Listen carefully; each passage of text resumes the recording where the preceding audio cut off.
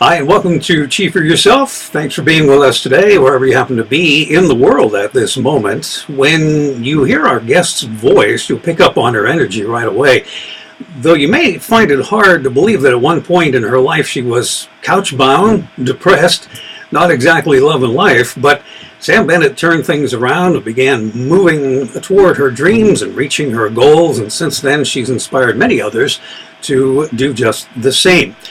And she was with us a couple of years ago, 2014, to talk about her book, Get It Done. And she's back to talk about a book called Start Right Where You Are, how little changes can make a big difference for overwhelmed procrastinators, frustrated overachievers, and recovering perfectionists. Whew, that makes me tired just hearing it. Sam, I want to start with the title of the book, Start Right Where You Are. You get right to the point, much like you did with Get It Done. And I'm wondering, do you have a particular intention when you title a book, or do you just leave it up to serendipity? What is your process?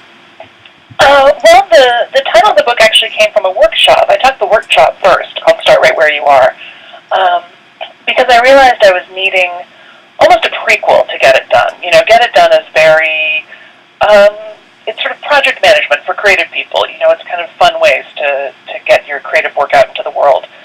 But I realized that, you know, if it's not actually okay with you that you get your creative work out into the world, or if you are so stressed out and overwhelmed you can't even think about getting your creative work done, then, you know, it doesn't really matter what strategies I give you because you're not going to do it. So this is much more about kind of the inner game of joyful living and creativity. And so that's where I started with that title, and then the subtitle was partly for fun, but also as a hand raiser, you know, for people to go like, Overwhelmed Perfectionists, yep, frustrated overachiever, yep, yep, that's me. Yeah. Well, there was a time in your life you were helped by some friends who gave you actually a self-help book, and you took it from there, and as the holidays approach, some people might see themselves in your story. Talk about that time in your life and what really helped you to turn it around. Yeah, as I say, I was broke and crying on the couch, and, you know, my background's in theater. I'm an actor, and I had one of those careers that always went well enough that you didn't want to give up on it, but not so well as to actually be able to support a person. And I was discouraged because I felt like I was doing everything right. You know, I was following my bliss, I was doing well enough, but still nothing was quite working. And finally I realized that from this position of being just fed up with myself and exhausted and tired of being tired, I realized I had to stop locating my happiness in the future.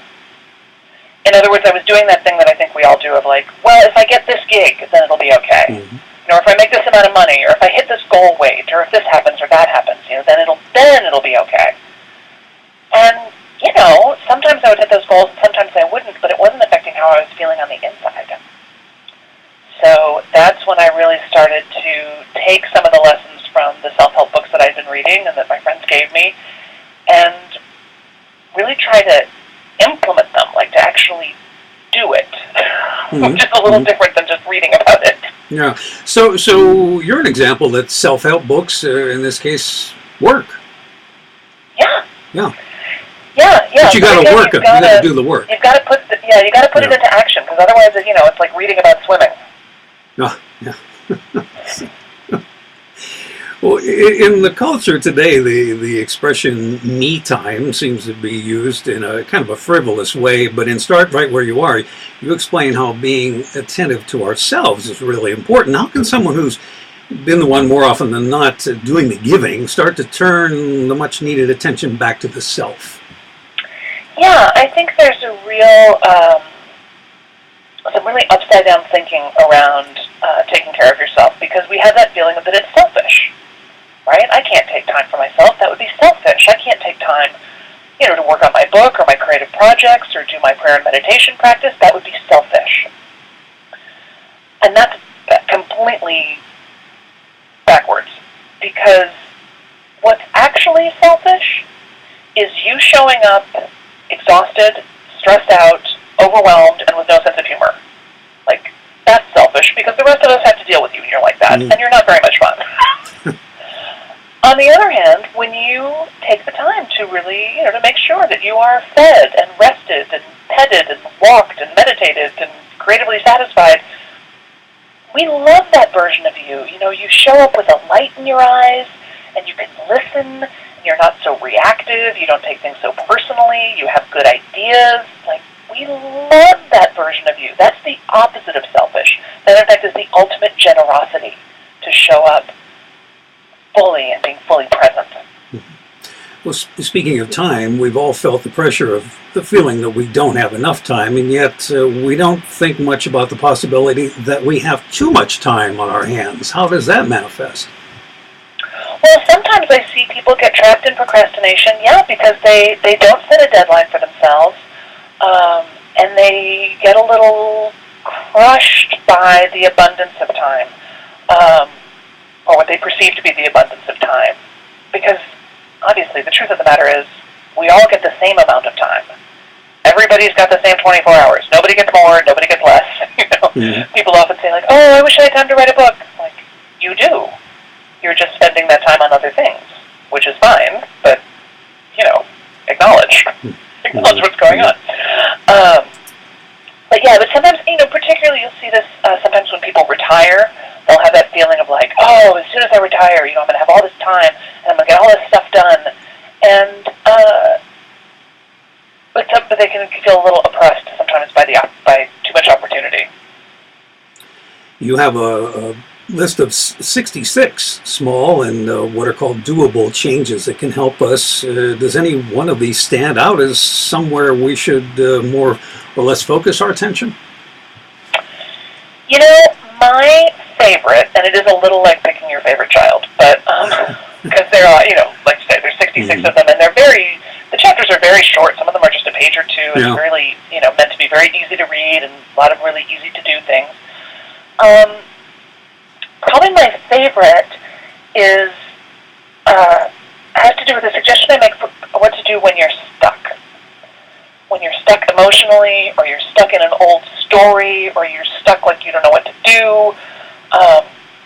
And here's what I suggest. Make some 5-minute art about it. Make some 5-minute art about it. So that may mean that you draw a picture of the feeling. It may mean that you do a dance or make up a little song about it, or get out the Sculpey clay, or do some expressive movement. I don't know, whatever blows your skirt up. But and it doesn't have to be good. You never have to show it to anyone. But here's what happens when you make some art about how you're feeling. 2 things happen. 1, feelings just want to be felt. Feelings just want to be felt. And once a feeling knows it's been felt, it can get promoted and get a better job. As opposed to trying to keep your feelings locked away, right? Because we all know how well that strategy works. Right? So that's one thing, is it just lets the feeling know it's been felt. And there's some opportunity for transformation there. But also, the other thing it does is it allows you to get a slightly different perspective on it. Because when it's inside your head and inside your body, it feels very oppressive and challenging. But sometimes when it's outside your head, you can start to relate to it a little bit differently. I'll give you an example. I was doing one of my live workshops, and a woman raised her hand and said, Sam, I hear you say make some art about it, and I don't really know what you mean. And I said, oh, good. I said, great. So if you were going to make up a little song right now about how it feels to not know what I mean, how would that go? And she starts to move her head in this little tick-tock, and she goes, I don't get it, I don't get it, I don't get it, I don't get it, I don't get it, I don't get it. And then she goes, oh, I get it. And it was so great. Like, we all fell out. Everybody started laughing so hard because we've all felt that way, right? And for her to be able to take that feeling of, and that's a horrible feeling, right? Oh my gosh, everybody's understanding something that I don't get, and turn it into this little song. Like, it allowed all of us to participate in that in a new way, and allowed her to get a new perspective. And I still sing that little song to myself all the time. I don't get it, I don't get it. Well, So many people live inside their heads. I know I did that growing up. Those of us who came from a less than ideal situation. And then we realize we have to start feeling the feelings, but that's kind of scary. How do you get into the feeling? Is meditation a good way to start? I know the 5-minute art is excellent, but do you a meditation practice maybe would shed some light? It can. It absolutely can. I think meditation works beautifully for the people that meditation works beautifully for. Mm-hmm. I don't know that it's quite for everyone. Although I also think it depends on who's teaching it. I know for years I struggled with meditation. I would try it, and it's just never really clicked for me. Mm-hmm. And then I started working with a really fantastic meditation instructor, and that blew the lid off the thing. I was like, oh, that's what this is? Oh, this I love. Like, this I'm great at. So I think it's not that there's a single strategy. I think it's about continuing to excavate for yourself, and I think understanding, that you can really trust yourself. You can trust yourself to have feelings. You can trust yourself to express your feelings. You can trust other people with your feelings. For those of us who are not exactly members of the Happy Childhood Club, this can be a big lesson, but it definitely has a cumulative effect. The more you work on it, the better you'll get. Mm-hmm. Well, you did outline your dealing with anxiety and depression in one of the book's chapters, and in my own experience, I was able to function, go to work, and be with people. I've heard that called functional depression. What was your experience like? Yeah, I've heard it called functional depression. It's also, I have that too. I've also heard it called atypical depression, Mm-hmm. which is funny because it's actually very typical. Yeah. It's not that rare at all. But yeah, so it's not the kind of depression where you're crying in bed and can't get up. Mm-hmm. That's one kind. But this, I was able to get up and go and be with people and be productive. And in fact, I often used busy as a narcotic. Like, well, if I'm busy enough, then the only feeling I'll have is tired. But eventually, that stops working. Like all narcotics, it stops working. So yeah, I had to get real with myself about what was happening, and got some medication, which I was really against. I was like, I don't want to take a pill every day. Yeah. I don't want to be one of those people. Yeah, same here. And boy, was that dumb. Like, I wish I'd done that so much sooner. The medication is great, but depression is it's a global disease. It's a chemical problem, it's a physical problem, it's a psychic problem, it's a spiritual problem, it's an emotional problem. Like, it's really all-encompassing. So it kind of needs a multi-pronged approach. And one of those for me was medication, but also improving my prayer and meditation practice really helped. Moving to the sea, moving to the beach made a big difference in my life. All kinds of things. Mm-hmm. Segueing into something a little more uplifting, you started a business called the Organized Artist Company. Almost sounds like an oxymoron. Talk a bit about how you help the artist become more organized and vice versa. Yeah, so part of it is, I created the Organized Artist Company really out of my own need, because I realized, there's a lot of books out there and advice on scheduling and budgeting and setting better goals and being more efficient, but creative people don't really care who's moved their cheese. That's not really our thing. Mm-hmm. And there's a lot of stuff about creativity, but it's a lot of, spiritual healing through creativity or unleashing your inner artist. And I was really concerned with, what do the rest of us do? How do you move forward when there's no quarterly review on how your novel is going,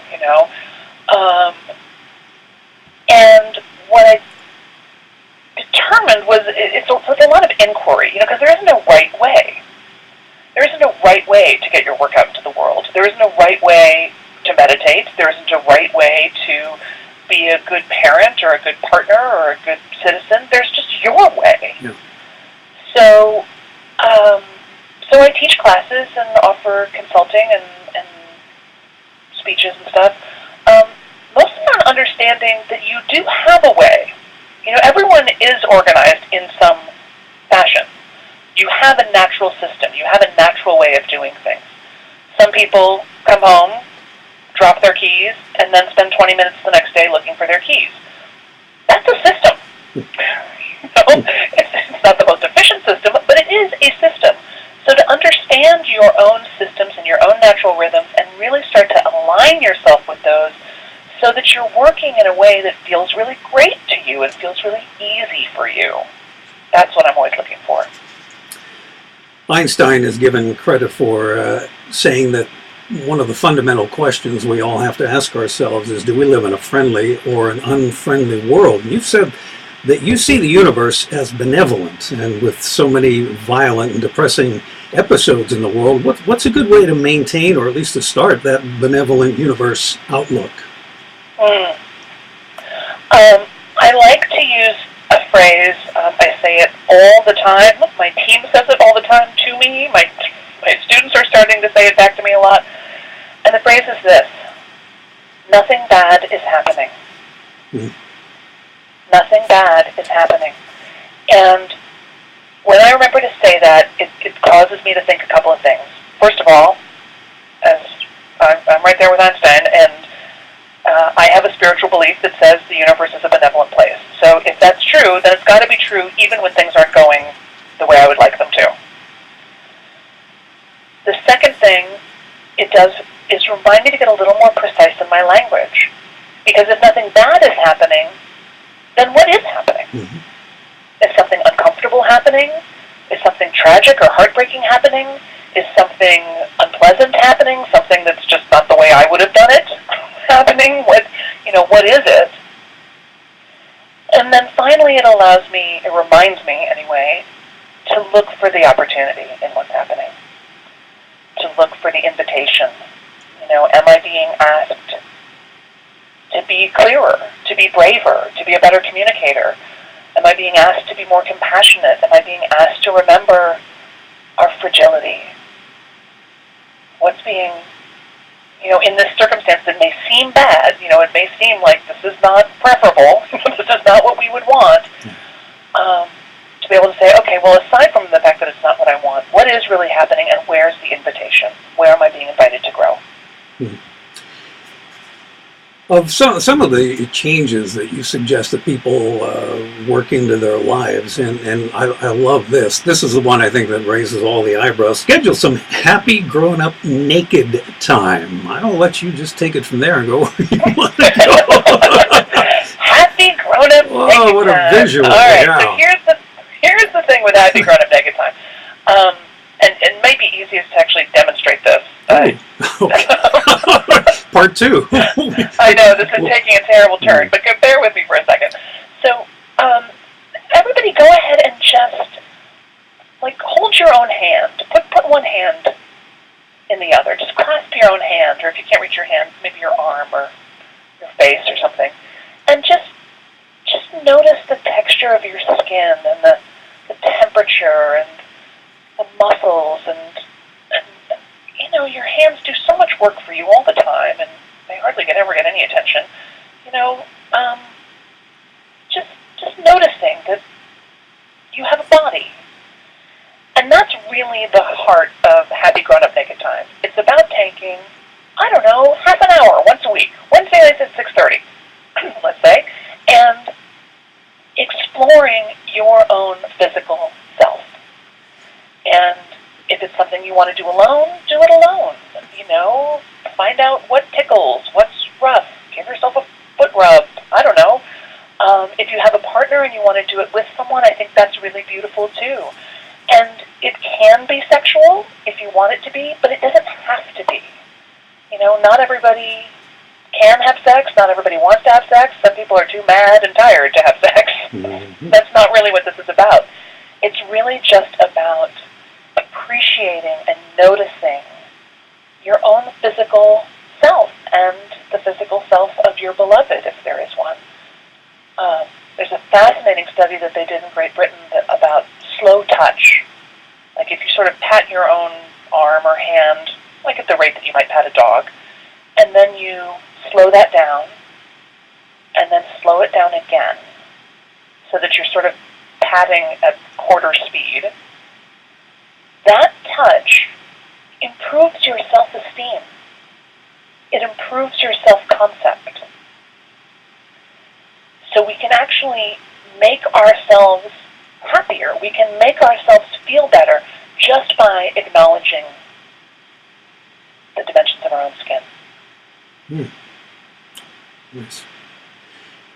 We're coming up on the end of one year and about to move into a new one, and a lot of us, present company included, want to declutter, but we also want to hold on more, and it's more than just stuff, things like holding on to certain people and identities. It's a trapped energy, I guess, and you list the 7 kinds of clutter that nobody talks about, and to me, the one that jumped out to me is a fantasy about a future life. I guess that goes on a lot, huh? Absolutely, absolutely. I think a lot of times it's not so much that we're unwilling to get rid of the stuff, it's that we're unwilling to get rid of what the stuff represents. Mm-hmm.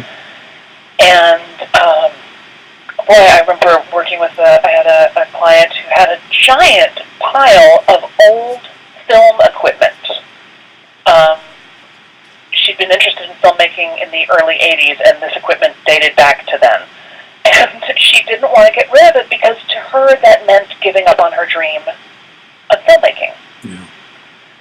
And we did a lot of talking and a lot of work around it, because I'm like, sweetheart, bust out your iPhone. We can make a movie right now. Mm-hmm. You know, Mm-hmm. the equipment has nothing to do with your ability to tell stories and to make movies and create wonderful visual art. You know, if that's really where the hunger is, then let's get moving on that and let the stuff go. The stuff is not your dream. The stuff is not your memory. The stuff is not the person who gave it to you that you love or feel conflicted about. You know, the stuff is just the stuff. One last question, and I'll wrap it up for today. Is there any one point you'd like readers to come away with after reading Start Right Where You Are? Just that the world needs you. The world needs your good work. The world needs your art. The world needs your shining presence. And we need it now. You know, not later today, not after the new year, but really right now. Your website, I know, is startrightwhereyouare.com. Are we also listing the organizedartistcompany.com? Can we also list that? Yep. Startrightwhereyouare.com has stuff about the book and a bunch of free goodies, and the organizedartistcompany.com is there's a ton of stuff on there. I don't even know what's in there anymore. But yes, visit me either place. I'd be happy to see you there. And on a local note here in Southern California, you still doing the Big Yes? Not this year. Thank you for asking. I'm taking a year off this year, but there'll be something happening. So that's really the best, is to get on both at startrightwhereyouare.com and at theorganizedartistcompany.com. There's opportunities to jump onto my email list, and then you get even more free stuff, plus you can tell me about your own projects, and that's mostly how I communicate with people, is via email. So once you're on that list, you'll get hip to all the stuff that's happening. All right, the book is Start Right Where You Are, How Little Changes Can Make a Big Difference for Overwhelmed Procrastinators, Frustrated Overachievers, and Recovering Perfectionists, from Sam Bennett. Sam, thanks for writing a book that takes us through some of our challenges in a helpful and in a lighthearted way. Keep up the good writing and come back and talk with us again, okay? I will, John. Thank you so much for having me. Thank you again. Have a great day and a great holiday. Thank you. You too. Bye-bye. Sam Bennett. We will link to Sam's website on the Chief of Yourself Start page, and when you're there, leave your email address. I'd like to remind you, in the box at the top of the page, and you'll get notifications of guest interview dates and other important stuff, including a series of Genuine's blog posts to help you get into the right frame of mind for the coming new year. And I want to mention that our first scheduled Chief of Yourself guest in 2017 is an organizational expert who will take a look at New Year's resolutions, why we break them, and how to make better ones. That's coming up, and I'll let you know more about that in a coming Genuine's post. So all in all, that's going to do it for today. Again, thank you so much for being with us, for all your likes and follows. They're all greatly appreciated. Be well, and I will talk to you soon.